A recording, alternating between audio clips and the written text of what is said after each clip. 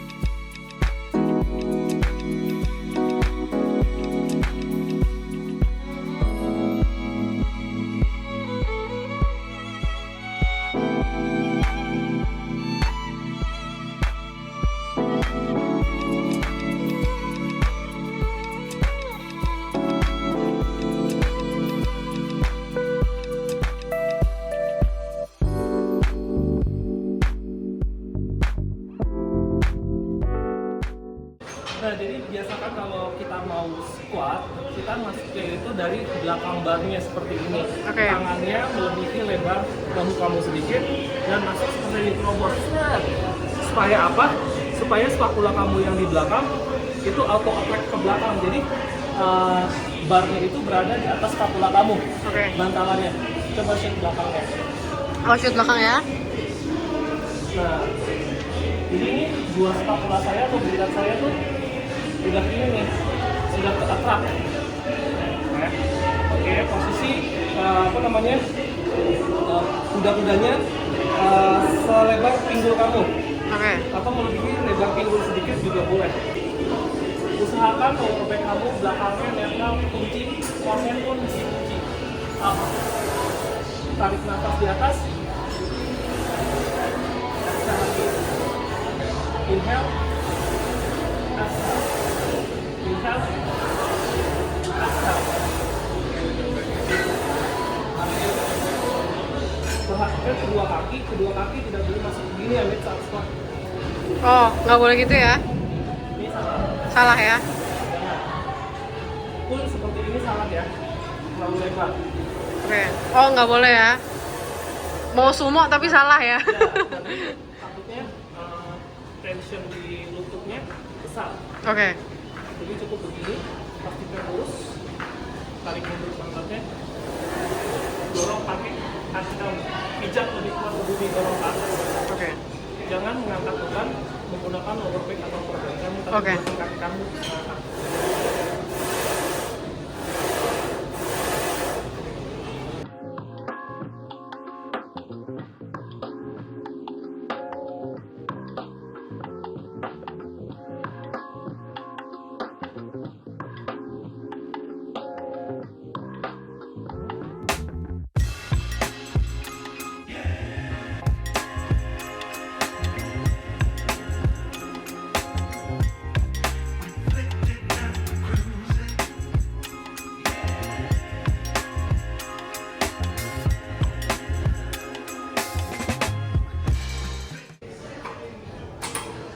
Ini salah ya guys?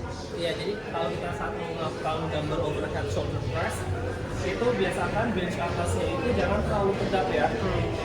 Pasang di derajat sekitar 45 derajat seperti inilah. Ya. Oke. Oke. Lalu kemudian kita bokong kita duduknya jangan gini enggak. Kita duduk mendekati sisi bench, lalu upper back kita Aha, upper back. jatuhkan ke belakang. Oh, jadi ada gap di Jadi ada gap. Ah. Supaya kita mengaktifkan lower back kita, level kita, punggung kita secara maksimal. Oke. Untuk kunci di balance kita nanti. Oke. Sip. Saat kita mengangkatnya pun, common mistake orang-orang melakukan double shoulder press itu begini. Jadi Ini salah ya? bukan salah, kurang efektif ya. Oke. Nah, jadi kalau begini dia terlalu wide, terlalu open, kurang maksimal. Pun biasanya akan merasakan sakit yang tidak perlu dirasakan sebenarnya. Nah, caranya itu pegang dumbbellnya, terus track 45 derajat ke depan seperti ini. Oke. Beda ya guys, begini masukkan sedikit 45 derajat. Oke. Mulai dari di bawah telinga sedikit dan up. Ini pun tidak perlu ditos. Oh, nggak boleh tos. Oke. Inhale, exhale di atas. Inhale. Jadi agak mencong sedikit ya, nggak boleh Iya. lurus ya tangan pundaknya ya. Oke. Siap. Oke. Seperti itu.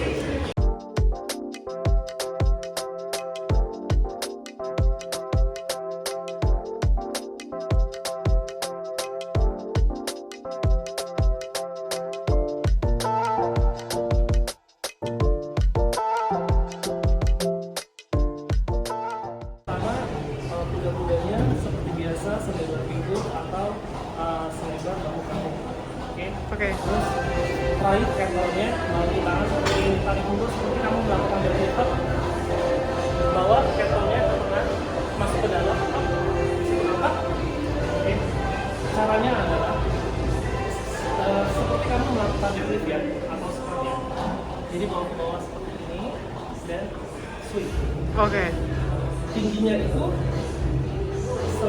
setinggi bahu kamu saja. Oke. Jangan melakukan gini ya guys. Ini salah. Salah. Bisa cedera nggak sih kayak gitu? Iya, ini salah. Lakukan setinggi bahu. Make sure. Itu yang ngencengin bagian mana? Konsentrasi di bagian apa biasanya kayak gitu? Glutes, Hah? hamstring, quads, core, lumbar. Banyak ya kenanya ya? Banyak kenanya ya. Nah, Oke. ini Sip. lebih ke untuk endurance, makan lemak sama mengencangkan otot. Saat ayunan beban ke bawah, biarkan bebannya jatuh ke bawah. Biarkan badan kamu juga ikut jatuh ke bawah oleh si beban ini. Oke. Dan up. Sweep. Sip. Gunakan pinggul kamu.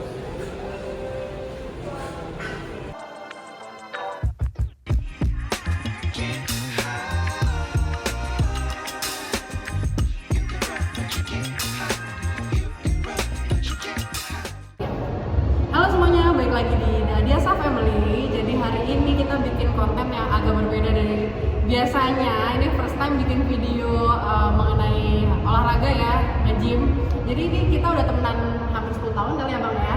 Kenalin, ini temenku, temen gym dulu di New Body. Sekarang aku pindah ke sini, tapi dia melanglang buana di mana-mana ya, karena udah jadi certified coach juga. Jadi hari ini kebetulan temanku ini lagi trial di salah satu gym baru buka juga di Bintaro, namanya Fit Hub Bintaro. Yes. Jadi kesan-kesan pertamanya lo di Fit Hub oke ya, bagus ya? Fit Hub tempatnya nyaman, enak, alatnya oke, good job. I love it. Tapi sorry ini agak menggema sedikit ya, karena kita minjem ruangan apa nih namanya, ruangan Studio room. Studio ya. Jadi mungkin, apa nih, ngobrol apa nih? Akhirnya saya masuk YouTube channelnya Mbak Mita yang biasanya oseng-oseng masakan, bikin kue segala macam.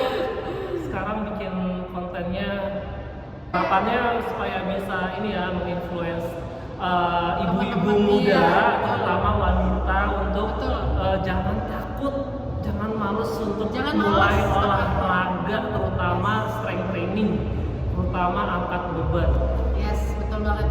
Jadi biasanya tahu nggak kenapa Mit? Kenapa harus apa tuh? angkat beban? Nah itu dia yang mau gue tanyain. Biasanya pertanyaan yang paling mendasar itu kenapa cewek juga harus ikutan angkat beban sih? Apa nggak takut berotot atau takut gimana? Jadi gitu? gini, kebanyakan orang-orang kita mau cewek mau cowok itu melakukan olahraga kardio seperti jogging, jalan cepat, naik sepeda, berenang.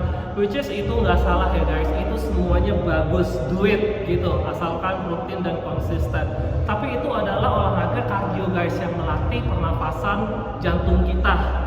Nah, kalau kita latihan strength training itu beda banget. Strength training itu melatih otot kita, otot kerangka. Kalau kardio tadi itu hanya melatih otot jantung kita, pernapasan kita, supaya aliran darah kita lancar, metabolisme kita lancar, itu melalui kardio. Tapi strength training ini untuk menjaga massa otot tubuh kita nih, mau cewek mau cowok, apalagi cewek ya. Berarti cewek juga penting ya Bang ya? Penting, doang ya? apalagi itu harus di underline, malah cewek apalagi ya. Karena alasannya adalah saat wanita nantinya masa tuanya sudah mengalami apa namanya, menopause ya.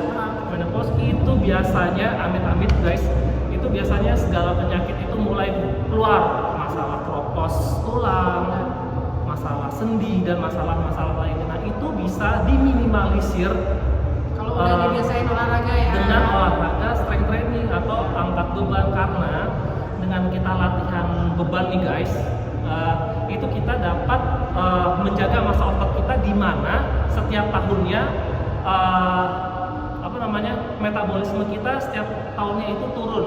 Terus setiap tahunnya massa otot kita itu turun. Bayangkan kalau misalkan kita nggak latihan beban, yang setiap tahunnya secara natural kedua hal tadi itu turun, semakin turun, lama-lama kita bisa kena masalah apa guys? Masalah sendi, tulang kropos, yang sering sakit pinggang, yang sering yang linu-linu badannya. Pokoknya kenapa akhirnya gue memutuskan untuk balik lagi ke gym adalah karena of course gue udah ngelahirin, terus gue ngerasain yang namanya abis ngelahirin tuh sakit-sakit badan, semuanya sakit-sakit, jadi kayak lebih jongkok gitu Bang ya kan. Makanya gue memutuskan untuk kayaknya gue nggak bisa deh kalau nggak balik lagi nge-gym, kayaknya karena udah termindset ya, kita dulu sering nge-gym bareng juga ya, udah lifestyle, jadi udah kebentuk muscle memory gue untuk kayaknya gue nggak bisa kalau nggak nge-gym lagi gitu.